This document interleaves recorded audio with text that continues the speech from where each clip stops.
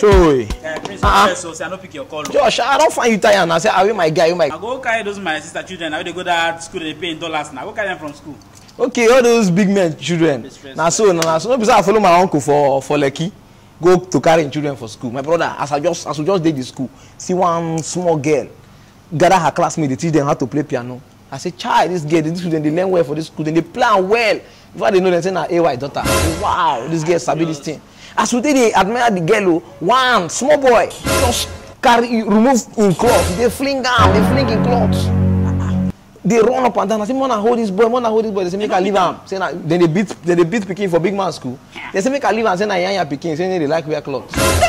We are there. They complain. One small boy. Now he carry two girls. They go back of class. I say, "Who be this small boy? You carry girl now?" They say, "Na two-faced Pikin." No, say, "Ma leave him." Say, "Na so he dey do."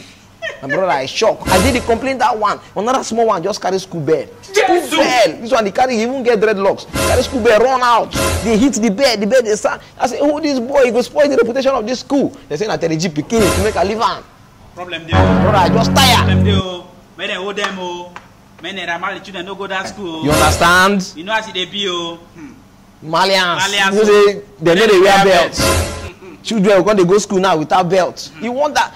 Just they pray this way. You know, say Aporo born in children, then just born them for abroad. You understand? Think of those in children now. Go put say okay, celebrity children school. Go put them for that school now. The next thing now, when they go come to carry the Pikin for school, when they say junior, your daddy has come for you. The next thing you go see now, the Pikin go do like this. Ah, daddy.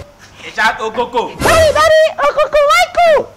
For big men children school. My brother, I just tired. Big man, big problem. Well, make I just go do things like this. No wahala. I dey go somewhere and I wanna come.